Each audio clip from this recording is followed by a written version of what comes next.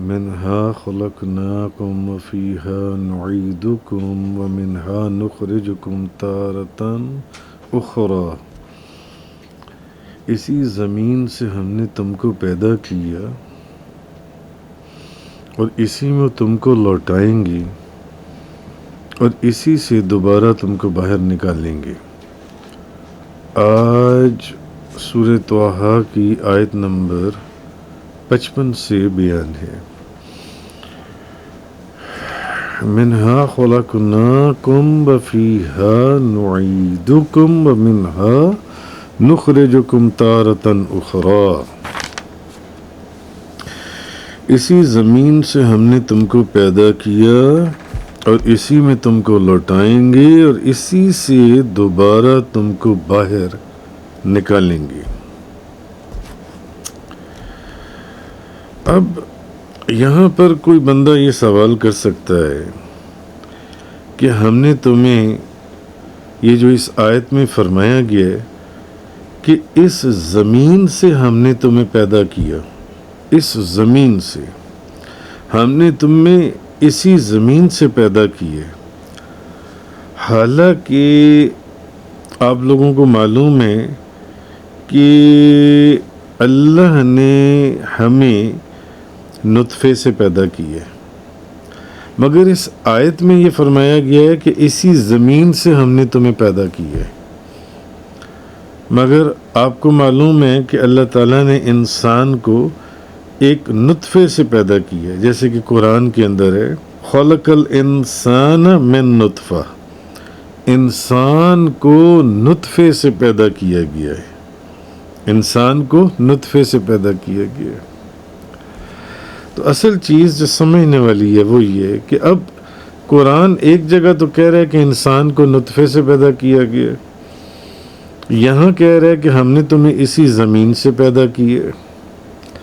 تو ہمارے جد امجد حضرت آدم علیہ السلام آپ ہیں، وہ ہمارے جد امجد ہیں جن کی ہم اولاد میں سے ہیں، اور وہ ہماری اصل ہیں، حضرت آدم علیہ السلام جن سے ہیں، اور ان کو اللہ تعالیٰ نے مٹی سے پیدا کیا ہے، حضرت آدم علیہ السلام کو. اور اس کا پہلے بے شمار دروس کے اندر ذکر گزر چکا ہے، بے شمار درس قرآن لیکچرز اس کے اوپر ہو چکے ہیں. اچھا، اب آدم علیہ السلام ہماری اصل ہیں اور ہمارے جد امجد ہیں، اور ان کو اللہ نے مٹی سے پیدا کیا. تو چونکہ اصل انسان کو اللہ نے مٹی سے پیدا کیا ہے، اصل انسان کو جس سے آگے ساری انسانیت اس کائنات اس دنیا کے اندر پھیلی ہے، جو ان سے ہے، اصل انسان کو اللہ نے مٹی سے پیدا کیا ہے. تو اس لیے فرمایا کہ ہم نے تمہیں اس زمین سے پیدا کیا ہے. اس لیے یہاں پر اللہ تبارک و تعالیٰ نے فرمایا منہا خلقناکم، اسی زمین سے ہم نے تمہیں پیدا کیا ہے، اسی زمین سے. تو چونکہ آدم علیہ السلام کو مٹی سے بنایا گیا ہے، اور آپ حضرت آدم علیہ السلام جو ہیں ہماری اصل ہیں اور ہمارے جد امجد ہیں، اس لیے فرمایا گیا ہے کہ ہم نے تمہیں مٹی سے پیدا کیا، انسان کو اللہ نے اسی زمین سے پیدا کیا، اس لیے یہ چیز فرمائی گئی. اچھا، دوسرا جواب یہ ہے کہ ہم یہ جانتے ہیں، جیسے کہ قرآن کے اندر ایک اور آیت میں نے آپ کے سامنے بھی بیان کی، سورۃ النحل کی، کہ خلق الانسان من نطفہ، انسان کو نطفے سے پیدا کیا گیا. تو اب انسان کی پیدائش نطفے اور حیض کے خون سے ہوئی ہے. حیض کا خون اور مرد کا وہ نطفہ جس سے یہ جو انسان کی پیدائش ہے وہ ہوتی ہے.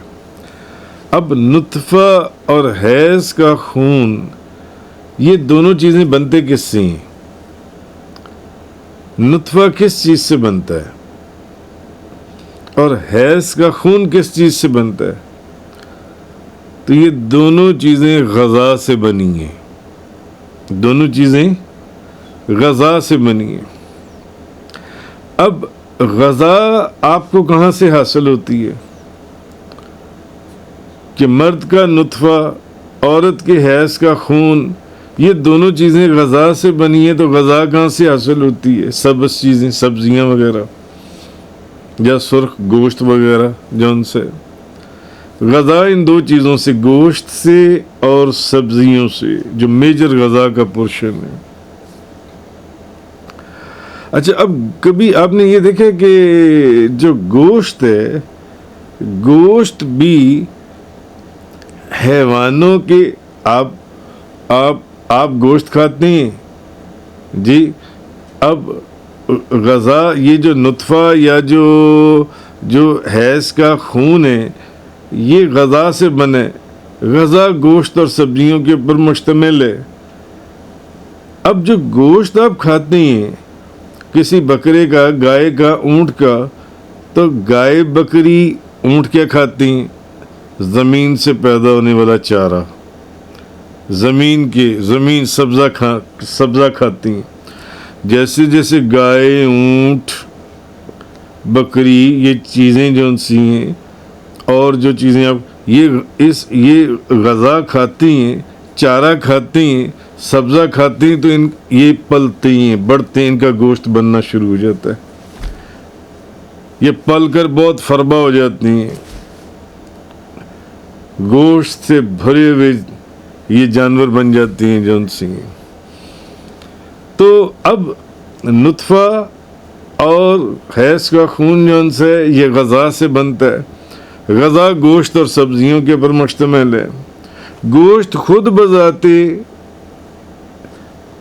جون سے جن حیوانات سے حاصل ہوتا ہے، وہ سبزہ اور چارہ وغیرہ کھاتے ہیں، اور سبزہ اور چارہ وغیرہ بھی زمینی سے نکلتا ہے۔ اور رہی بات جو گوشت کو چھوڑ دیں، تو جو اب رہ گئی سبزیاں، تو وہ بھی ساری زمین سے نکلتی ہیں۔ تو اس کا مطلب یہ ہے کہ سبزیاں، پانی، مٹی، ان سب چیزوں سے یہ سبزیاں، گوشت وغیرہ جو ان سے ہمیں حاصل ہوتا ہے۔ تو یہاں پر بھی اس کا کرکس ہمیں یہ سمجھ میں آیا کہ نطفہ اور حیض کا خون جو ان سے، یہ زمین کی مٹی سے پیدا ہوتا ہے، یہ بھی زمین کی مٹی سے پیدا ہوتا ہے، اور ہر انسان مٹی سے پیدا ہوا ہے۔ تو اس لیے یہ جو فرمایا کہ اسی زمین سے ہم نے تمہیں پیدا کیا، اسی زمین سے۔ اب ایک تو یعنی کہ اگر کوئی بندہ یہ سوال کاری دیتا ہے کہ جناب یہ تو انسان کو تو پیدا کیا گیا نطفے سے، حیض کے خون سے، جبکہ یہاں کیا کہا گیا زمین سے، تو پہلا جواب تو آپ یہ دے سکتے ہیں کہ بھی آدم علیہ السلام ہمارے جد امجد ہیں، اور اصل جو ان سے آدم علیہ السلام وہ ہماری اصل ہیں، اور آدم علیہ السلام کو مٹی سے پیدا کیا گیا، تو اس لیے فرمایا گیا کہ ہم نے تمہیں زمین سے پیدا کیا۔ ٹھیک فرمایا گیا۔ اور دوسری بات یہ کہ اگر نطفے کو بھی لے لیں اور حیض کے خون کو بھی لے لیں، تو اس کی جب آپ اصل اس کے اوپر غور کرتے ہیں تو پتہ چلتا ہے کہ دونوں چیزیں زمین سے ہی پیدا کی گئی ہیں، اسی سے چیزیں بنتی ہیں۔ تو ٹھیک فرمایا گیا، ہم نے تمہیں زمین سے، مٹی سے پیدا کی ہے، زمین سے پیدا کی ہے۔ اور تیسری ایک چیز جو یہ ہے وہ یہ کہ حضرت ابو ہریرہ رضی اللہ تعالی عنہ فرماتی ہیں، آپ بیان کرتی ہیں کہ رسول اللہ صلی اللہ علیہ وسلم نے فرمایا، جو بچہ بھی پیدا ہوتا ہے اس کے اوپر اس کی قبر کی مٹی چھڑکی جاتی ہے۔ حدیث ہے، حدیث، جو بچہ بھی پیدا ہوتا ہے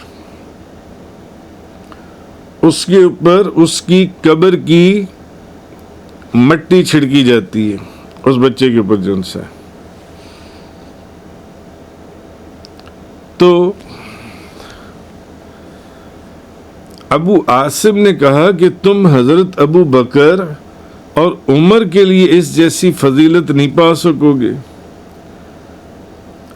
کیونکہ ان دونوں کی مٹی، ابو بکر کی مٹی اور عمر فاروق کی مٹی، رسول اللہ صلی اللہ علیہ وسلم کی مٹی سے ہے۔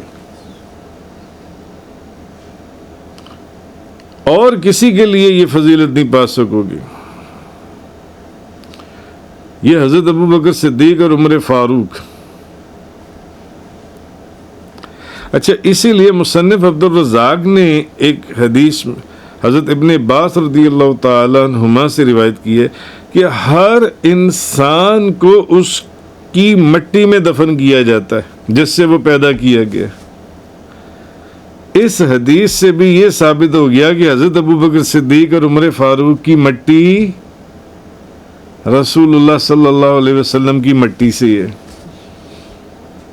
کیونکہ اس حدیث میں یہ فرمایا کہ دونوں کی، حضرت ابو بکر صدیق اور عمر فاروق، ان دونوں کی مٹی رسول اللہ صلی اللہ علیہ وسلم کی مٹی سے ہے، نبی پاک صلی اللہ علیہ وسلم کی مٹی۔ اور اس حدیث میں فرمایا کہ ہر انسان کو اس مٹی میں دفن کیا جاتا ہے، ہر انسان کو اس مٹی میں دفن کیا جاتا ہے جس سے وہ پیدا کیا گیا۔ تو جس جگہ رسول اللہ صلی اللہ علیہ وسلم، نبی کریم صلی اللہ علیہ وسلم تشریف فرمائے، اسی مٹی میں حضرت ابو بکر صدیق اور اسی میں حضرت عمر فاروق بھی تشریف فرمائے۔ معلوم ہو گیا، دونوں کا تصدیق ہو گئی، ثابت ہو گیا، دلیل ہو گئی۔ حضرت انس رضی اللہ تعالیٰ عنہ بیان کرتی ہیں کہ نبی کریم صلی اللہ علیہ وسلم، رسول اللہ صلی اللہ علیہ وسلم نے فرمایا، ہر بچہ جو پیدا ہوتا ہے، ہر پیدا ہونے والا بچہ، اس کی ناف کے اندر وہ مٹی ہوتی ہے جس سے وہ پیدا کیا جاتا ہے، جس سے وہ پیدا کیا جاتا ہے۔ اور جب بڑھاپا یعنی عمر کا جو آخری حصہ ہوتا ہے، جب وہ اس عمر کی طرف لوٹایا جاتا ہے تو وہ اس مٹی کی طرف لوٹایا جاتا ہے جس سے وہ پیدا کیا جاتا ہے، یہاں تک یعنی کہ اس کی ناف میں وہ مٹی ہوتی ہے، ہر بچہ جو پیدا ہوتا ہے اس کی ناف میں وہ مٹی ہوتی ہے جس سے وہ پیدا کیا جاتا ہے، اور پھر اس کو آخری عمر میں اسی مٹی کی طرف لوٹایا جاتا ہے جس سے وہ پیدا کیا جاتا ہے، یہاں تک کہ وہ اسی میں دفن کر دیا جاتا ہے۔ تو اس سے بھی ثابت ہو گیا کہ حضرت ابو بکر صدیق اور عمر فاروق وہی مٹی ہے جو نبی کریم صلی اللہ علیہ وسلم کی مٹی مبارک ہے، اس کو دفن کیا جاتا ہے۔ اور اس میں اور نبی کریم صلی اللہ علیہ وسلم نے فرمایا کہ حضور نے فرمایا، نبی پاک صلی اللہ علیہ وسلم نے، میں اور ابو بکر اور عمر ایک ہی مٹی سے پیدا کیے گئے ہیں، میں، ابو بکر اور عمر ایک ہی مٹی سے پیدا کیے گئے ہیں، اور اسی مٹی سے ہم اٹھائے جائیں گے۔ اب دیکھ لیں، ایک ہی جگہ پر جہاں اللہ کے رسول ہیں وہیں ابو بکر بھی ہیں، وہیں عمر فاروق بھی ہیں، ورنہ وہ کہیں اور ہوتے۔ حدیث کی تصدیق، حدیث کی تصدیق۔ تو بہرحال مفسرین نے فرمایا کہ جب کسی مسلمان کا انتقال ہو جائے تو جب انتقال کے بعد اس کو دفن کر دیا جائے اور اس کی قبر کے اوپر تختے لگانے کے بعد جب مٹی ڈالی جائے، کسی مسلمان کی انتقال کے بعد جب اس کو دفن کیا جائے اور اس کی قبر کو تختے لگانے کے بعد اس پر مٹی ڈالی جائے، تو مستحب یہ ہے کہ اس کے سرہانے کی طرف دونوں ہاتھوں سے 3 بار مٹی ڈالی جائے، اس کے سرہانے کی طرف 3 بار مٹی ڈالی جائے۔ تو پہلی بار جب مٹی ڈالیں تو کہیں منہا خلقناکم، ہم نے تمہیں اسی زمین سے بنایا، ہم نے تمہیں اسی زمین سے بنایا۔ دوسری مرتبہ جب مٹی ڈالیں تو کہنا چاہیے وَفِيهَا نُعِيدُكُمْ، اور اسی میں تمہیں پھر لوٹائیں گے، اسی مٹی میں تمہیں پھر لوٹائیں گے۔ اور جب تیسری مرتبہ قبر پر مٹی ڈالی جائے تو پھر کہا جائے وَمِنْهَا نُخْرِجُكُمْ تَارَةً أُخْرَى، اور اسی مٹی سے، اسی سے تمہیں دوبارہ نکالیں گے۔ وآخر الدعوانا ان الحمد للہ رب العالمین۔ تفسیر قرآن کا یہ لیکچر انگلش میں سننے کے لیے براہ کرم ڈسکرپشن میں موجود لنک پر کلک کریں۔